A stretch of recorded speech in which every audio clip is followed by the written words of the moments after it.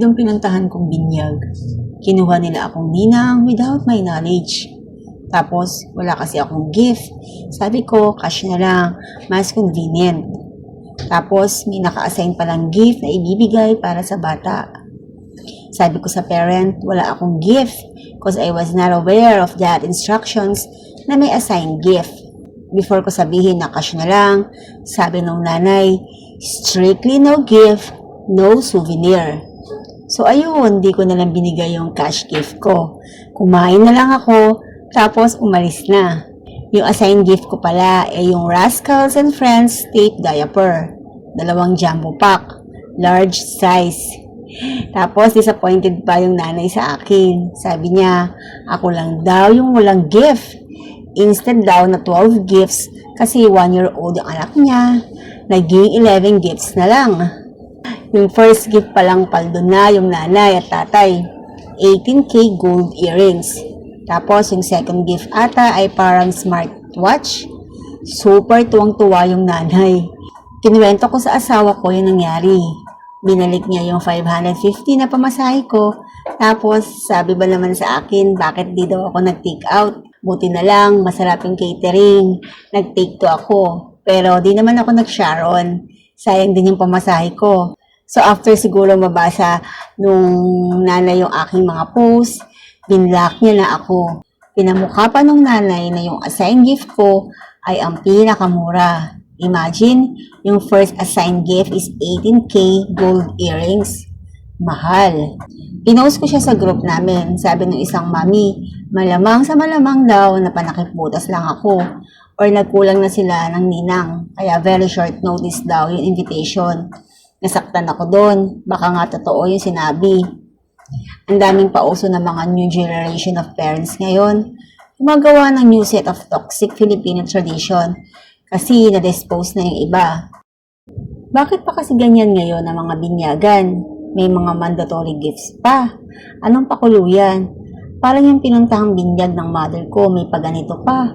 Napakaraming ninang at ninong. Sorry to offend sa mga event organizer, pero minsan kasi sila talaga may mga pakana o pakulo ng ganyang idea. Para nga naman sabihing memorable yung event at kuhanin sila. Bakit kasi may mga parents na inaasa sa mga ninong at ninang yung needs ng kanilang mga anak kapag may mga ganitong selebrasyon? They are there to provide additional guidance, hindi para mag-provide ng needs ng mga anak nila. Kung ganun pala yung kanilang gagawin, dapat hindi na lang muna sila nag-anak. Ang dami ngayong pautot sa mga celebration. Meron din akong kakilala na similar. Kinuha akong ninang sa anak niya. Tapos kada okasyon, like birthday, Christmas, nagme-message sa akin para sabihin sa akin na marami na daw akong utang sa inaanak ko. Sana sponsor ang kinuha niya at hindi ninang. I am also a mom, pero I kept it super simple. Invited few friends and family, tapos after sa church, kainan na lang sa isang restaurant. Nag-hire lang ako ng isang photographer kasi nga for sure, hindi ako makakapag-picture doon dahil busy. No program, wala rin ata akong physical invitation na napamigay. At wala naman akong inaasahan dalang gift sa kanila. Ayos lang kahit wala basta maka-attend sila. Good for you na binlock ka nila.